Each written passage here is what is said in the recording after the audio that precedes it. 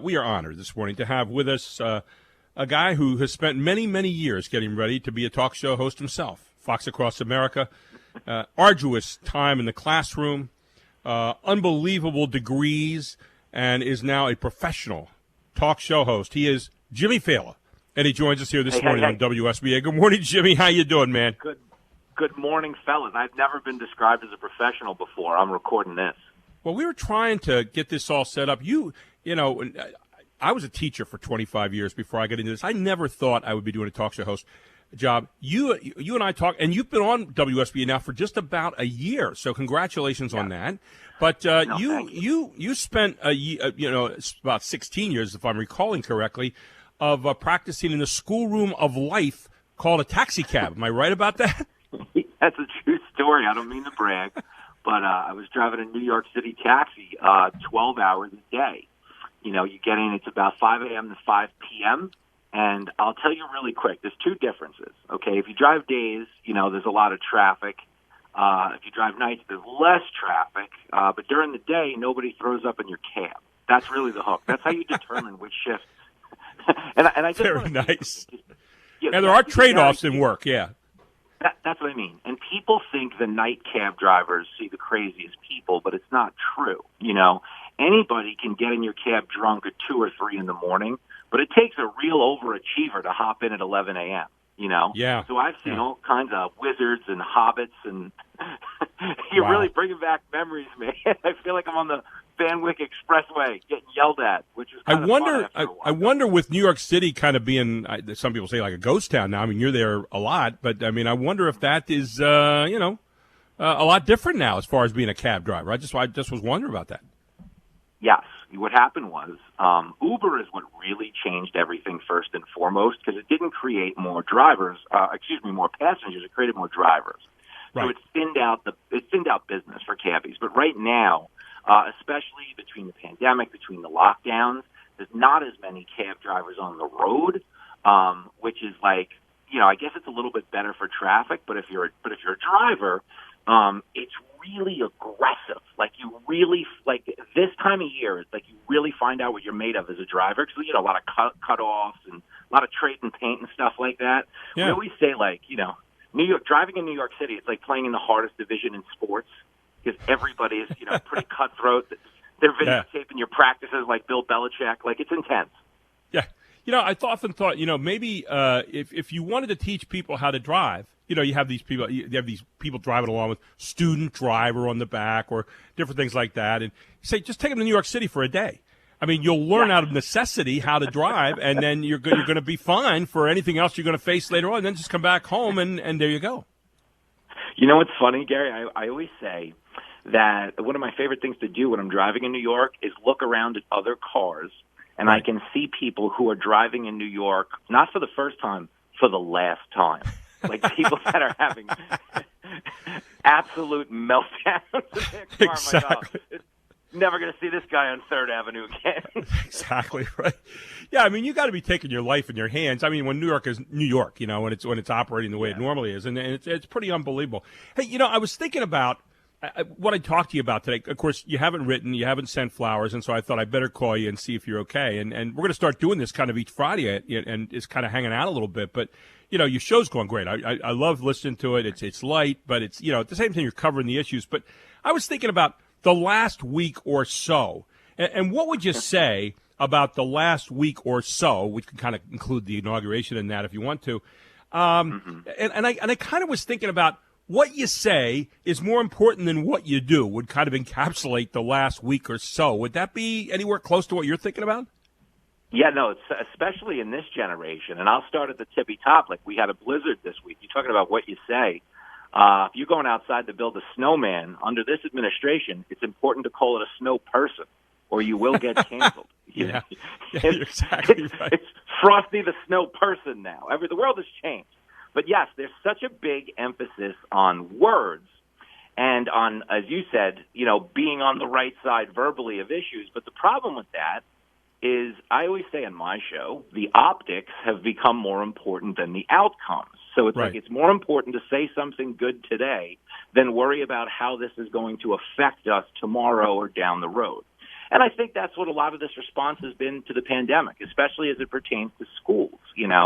We're really screwing over kids by not getting them an education. That's my take anyway. I think they need to be there socializing and stuff. But it was, more important over the summer and certainly into the fall to say that wasn't going to be a thing because we were following the science. That became like a trendy thing to say.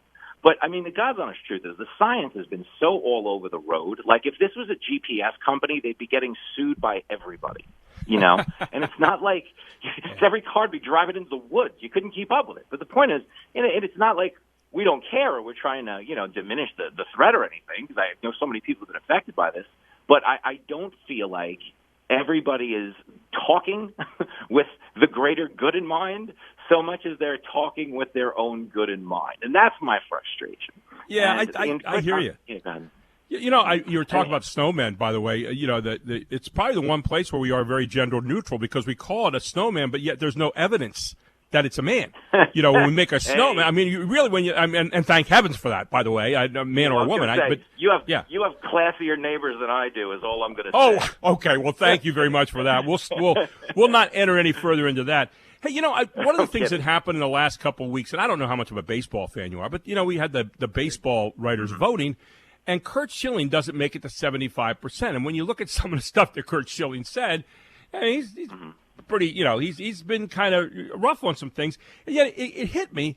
When did we start electing people to the Hall of Fame who are of great moral character or saying wonderful things all the time? Babe Ruth is in there, and he's legendary. But your thoughts about that? This idea that we're not going to put someone in because of what they say or who they are right now.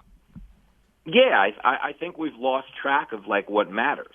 First and foremost, if they had Twitter when Ty Cobb was playing, I don't think forget the Hall of Fame. I don't think he'd be allowed in polite society. There were things coming out of Ty Cobb's mouth, wow, that maybe I might have heard a time or two in my cab in traffic from some irate passengers, but most decent people should never hear such talk. But yeah, the Curt Schilling thing is he is, in my opinion, a Hall of Fame pitcher, right. And the reason I think he should be in is because when the writers take these moral crusades, we don't like his political position. They're completely showing a disregard for what the fans care about, for what pays their salaries, which is that people want to see a ball game. That's my biggest gripe right now with protesting athletes. It's I don't want to deny them their platform, but I want them to realize they can do so much more good by giving us an escapism. Give us some place to go for 3 hours where we all put our political differences aside and actually enjoy that incredible thing you do. Because, nobody wants to hear this, but LeBron James is making $40 million a year, and not a penny of it comes because of his political views. We're with Jimmy Failla, host of Fox Across America. So do you worry any more about free speech, Jimmy, as you do your show? Do you start to think, with all the stuff that people are kind of slamming down on him? Remember Joe Biden was calling for unity, and maybe we're just calling for uniformity. I don't know. What are your thoughts about that?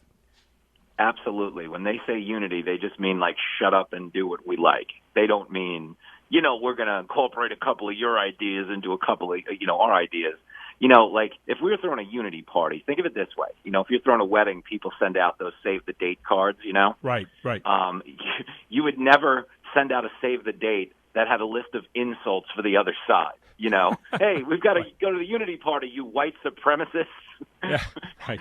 Come on down, you Russian insurrectionists. It's terrible. I know. Yeah. The funny thing about the unity thing is we become so much involved with taking care of groups instead of just worrying about the unity thing. I'm walking. I told someone one day. I said, if someone was getting beat up outside my door, and I ran out, would I go out and help them?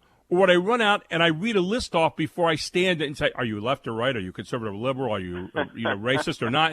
And would I then decide, now that you've met all my criteria, I may now move ahead and help you stop getting the hell kicked out of you right now? And that's how silly we've gotten, isn't it? Yes, I have two issues with that. One is, yes, we are prioritizing politics over every value we put on people and things, which is, imagine that. That's the future, where you call the fire department and the house is on fire. Who'd you vote for? Come on, man. Yeah. That's impossible. Also, to your analogy, though, if I'm getting beat up on the street, okay, I would really prefer if you either A, helped me, or B, called a cop, instead of C, which is what everyone does, which is film it. That? Thank you. How many times you watch these psychotic interviews on the news that someone's filming, and I'm like, dude, how about get some help and then call me back? But it's well, yeah, I mean, everybody's Cecil B. DeMille with the cameras now, and you a little dated reference there. But how about Steven Spielberg?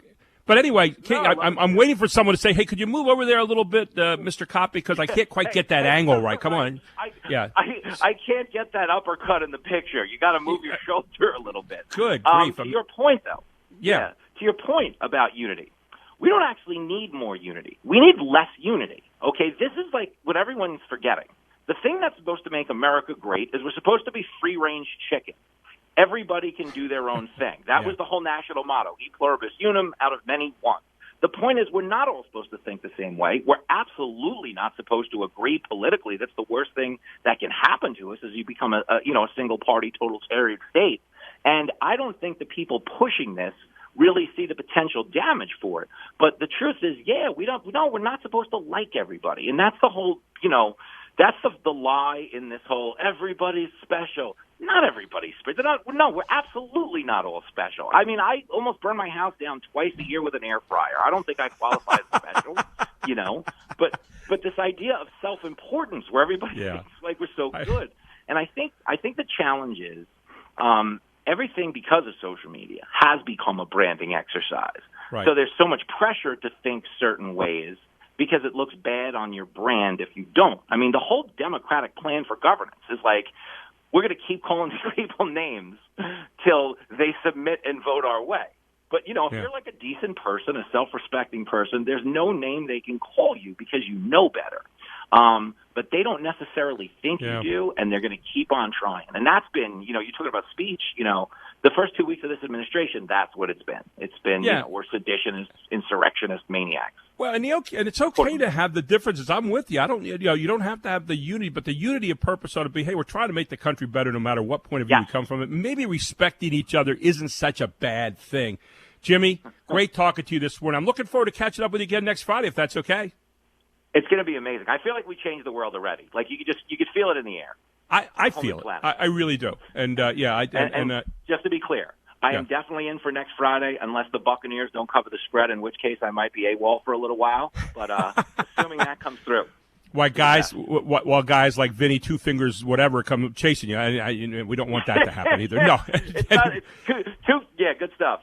hey, Jimmy, great having you aboard this morning. Who's going to win Sunday? You got Tampa Bay Sunday? I'm going all in on the Bucs for no other reason. It's not offense. It's not defense. Tom Brady sold his soul to the devil. Can we just acknowledge it? He had 6 Super Bowls, a supermodel wife. He went to Michigan. It's not even a good football school. There was a bargain. I'm going to uncover this on Fox Across America today. But thank you, Gary. Happy We'll check it out today at 12 o'clock, man. Great tease. Good talking to you, my friend. Oh, thank you, buddy. Be well. Take care. You too. Jimmy Failla here on WSBA Morning News with Gary Sutton.